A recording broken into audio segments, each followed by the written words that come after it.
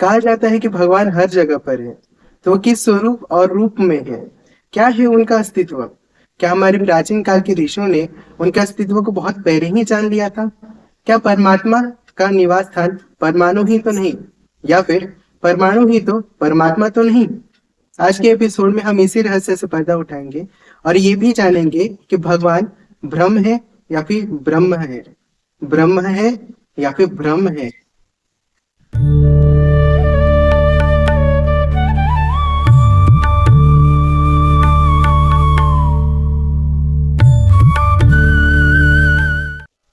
हर कण कण में समाया, जिसका आभास है, क्या वही है सांस या परमाणु उसका निवास है? क्यों कहते हैं कि वो है हर जगह जो कभी दिखता ही नहीं? क्या वही है विज्ञान या वैज्ञानिक उसका इतिहास है? परमाणु यानी परम अणु। अणु यानी बहुत ही स्मॉलेस्ट पार्टिकल। जितना आप स्मॉलेस्ट समझ रहे, छोटा समझ रहे, उससे 100 गुना छोटा। और उसी छोटे से छोटे चीज को परम कहा गया है, यानी श्रेष्ठ कहा गया है, सबसे बड़ा कहा गया है। असल में प्राचीन काल से ही ये जो शब्द है ये चले आ रहा है, इसको कहा जा रहा है परम अणु। ये कहने वाले कौन थे? ये थे ऋषि कन्नड़, जिन्होंने वैशेषिका स्कूल यानी एक फिलोसॉफी का एक स्कूल है जहाँ पे पदार्थों यानी एलिमेंट को सबसे ज्यादा महत्व दिया जाता है। ऐसे एक फिलोसॉफिकल स्कूल का उन्होंने निर्माण किया। फाउंडर थे वो ऋषि कन्नड़। उन्होंने ये सबसे पहले शब्द का आविष्कार किया, यानी ये सबसे पहले शब्द उनके ही मुंह से निकला जब उन्होंने अपने इर्द गिर्द सबसे छोटे से छोटे एक जीव को देखा था। और फिर उनके अंदर एक क्यूरियोसिटी जागी थी, एक जिज्ञासा जागी थी कि इससे भी छोटा क्या हो सकता है? वो अणु हो सकता है, ये तो पता चल गया था। तो अणु को भी उन्होंने परम अणु कह दिया था, यानी परमाणु कह दिया था। अब ये परमाणु का रहस्य क्या है और क्यों उन्होंने कहा था परमाणु? असल में इसको परमाणु के क्यों कहा गया था, ये जानने के लिए हमें इंग्लैंड जाना होगा। इंग्लैंड के मध्यकालीन के युग में यानी मिडिवल पीरियड में उस वक्त एक नौजवान युवक जो एक केमिस्ट था, फिजिसिस्ट था और मेट्रोलॉजिस्ट था, वो मैटर्स के ऊपर पढ़ाई कर रहा था। अभी अभी तो स्कूल से आया था, कॉलेज का पढ़ाई करके आया था और अपने लैब में आके कुछ ना कुछ संशोधन कर रहा था। उसके दिमाग में आया कि चलो मैटर के ऊपर संशोधन करते हैं। ये मैटर वही है, मैटर जिसको पदार्थ कहा गया था ऋषि कन्नड़ द्वारा। अब ये मैटर के ऊपर ये संशोधन कर रहे थे। इन्होंने गैसेस के ऊपर भी संशोधन किया कि गैसेस कहाँ से कहाँ बहती है, विंड्स के ऊपर किया, क्लाइमेट के ऊपर किया, एनवायरनमेंट के ऊपर किया। अब अपने थ्योरी को सही सिद्ध करने के लिए इन्हें एक और थ्योरी की आवश्यकता थी। ये जो कह रहे थे कि हवा यहाँ से वहां जाता है या फिर पवन यहाँ से वहां बहती है, या फिर इसको उल्टा ही कर दिया जाए, शायद मैंने उल्टा ही कह दिया हो कि हवा यहाँ से वहां बहती हो या फिर पवन यहाँ से वहां जाता हो।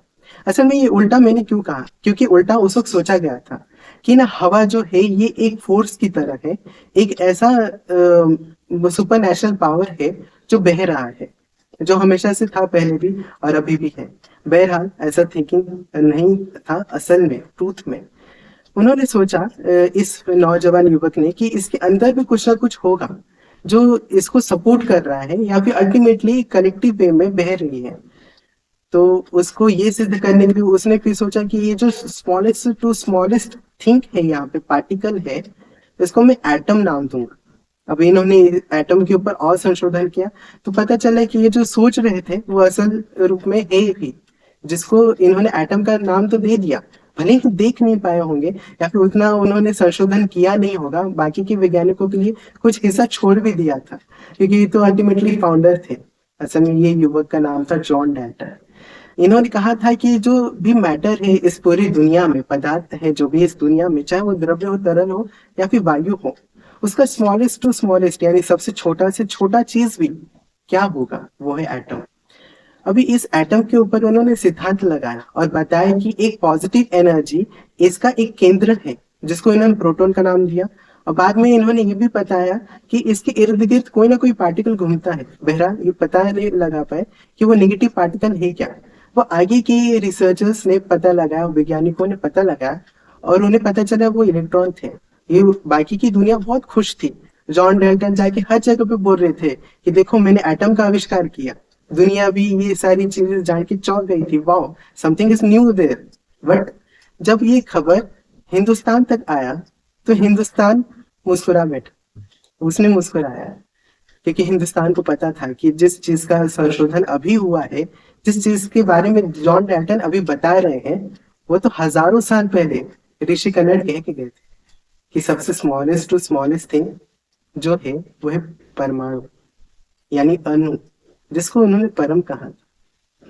अभी इसको परम कहने के पीछे जो एक सिद्धांत था वो ये था कि हर जगह पर ईश्वर है। अभी ईश्वर जो है शक्ति है, और शक्ति का भी छोटा से छोटा स्वरूप अगर अणु के अंदर देखा जाए तो शक्ति भी वहीं पे है।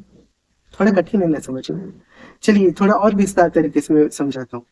जो एटम है उसका जो केंद्र बिंदु है वो है पॉजिटिव, जिस जो बनता है प्रोटॉन से, और जो न्यूट्रल चार्जेस के द्वारा बनता है न्यूट्रॉन से, और वही केंद्र बिंदु।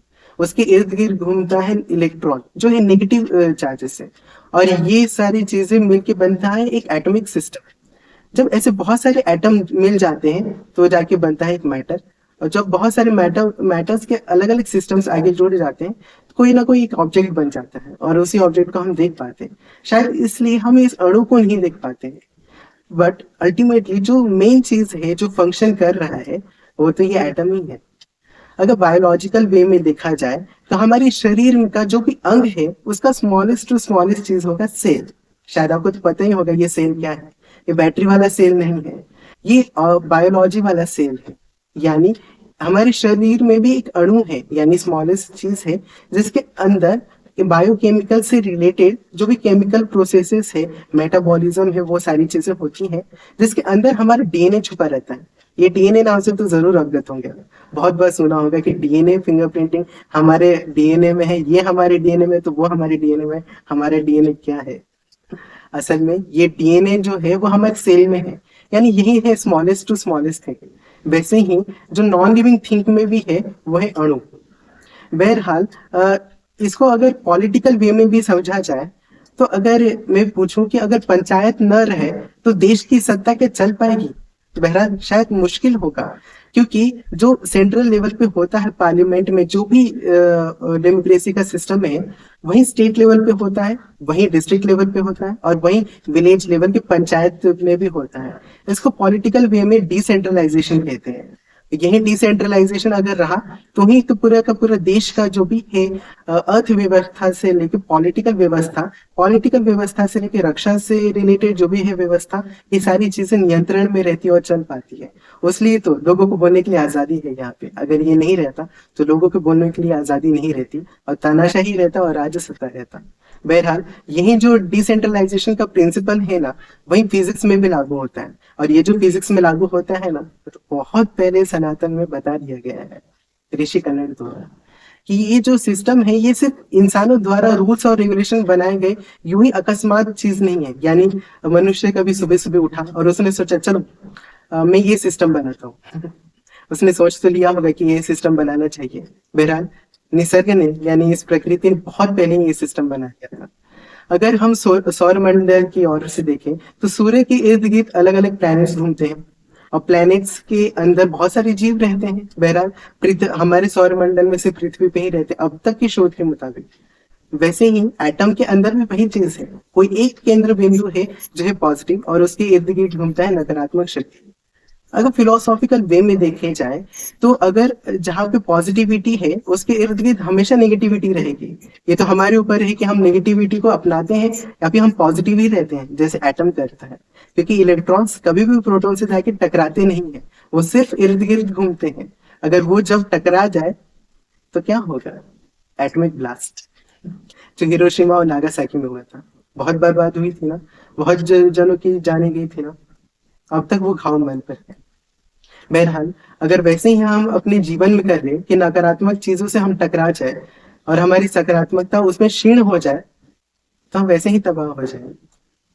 सनातन के रूप में अगर देखा जाए और धार्मिक पद्धति के अनुसार तो हमारे हिंदू धर्म में भी हम शायद ऐसे ही कुछ चीजों को फॉलो करते हैं।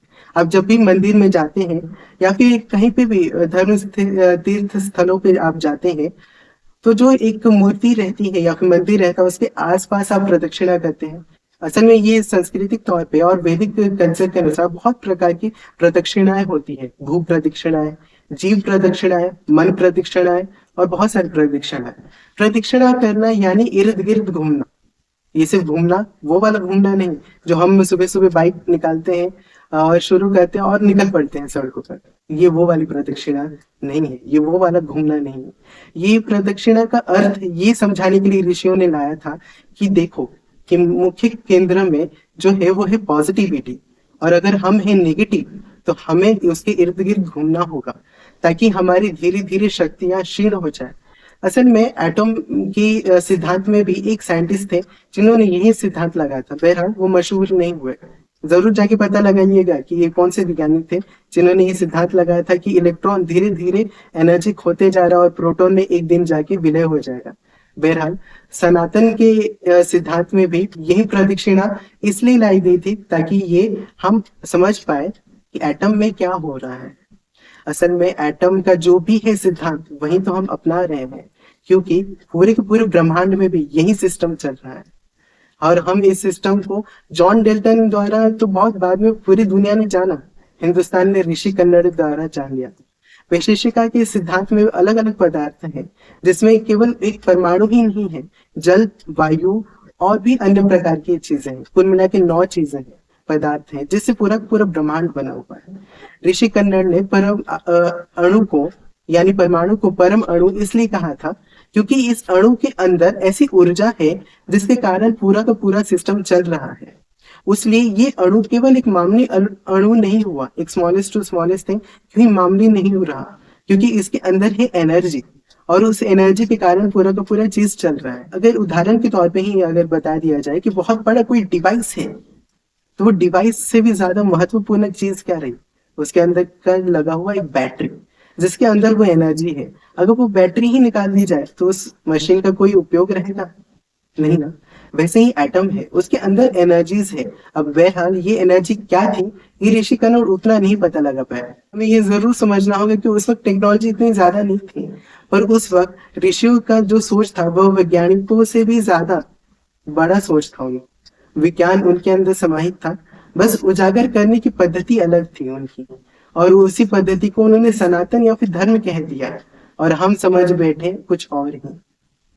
यही तो विज्ञान था जो अब तक चलते आ रहा है। बहरहाल एटम के अंदर जो भी चीजें हैं उसके अंदर जो भी एनर्जीज है वो एनर्जीज किस फॉर्म में है, क्या वो क्वार्क है या फिर स्ट्रिंग है, इसके ऊपर भी हम जरूर चर्चा करेंगे। इस एपिसोड में हमने अब तक यही देखा कि परमाणु क्या होता है और परमाणु का अस्तित्व क्या ऋषियों ने पहले जान लिया था, और अगर है तो किस हिसाब से जान लिया था, क्योंकि ऋषि कन्नड़ थे उस वक्त।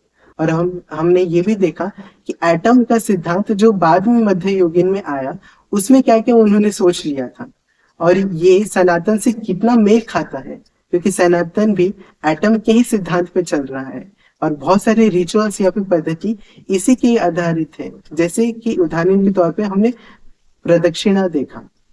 आगे के एपिसोड्स में हम एटम के अंदर थोड़ा और झांक के देखेंगे और ये समझेंगे कि उसके अंदर जो एनर्जीज है वो और किस फॉर्म में है, और ये भी जानेंगे कि विज्ञान के अंदर सनातन की क्या सोच थी जो ऋषियों ने बहुत पहले ही जान लिया था।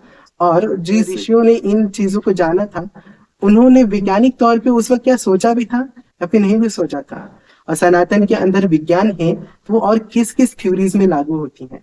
हम आगे के एपिसोड में ये जरूर पता लगाएंगे कि क्वार्क के अंदर और क्या है, यानी कि परमाणु के अंदर परमात्मा है या नहीं है, और अगर परमाणु के अंदर परमात्मा है तो वो किस स्वरूप में है। इस स्वरूप का पता हम जरूर लगाएंगे। कृपया करके जरूर देखिएगा हमारा अगला एपिसोड। आज के एपिसोड के लिए हम यहाँ पे विराम लेते हैं। मैं हूँ राहुल, आप सब देख रहे हैं साइंटिफिक सनातन। नमस्कार।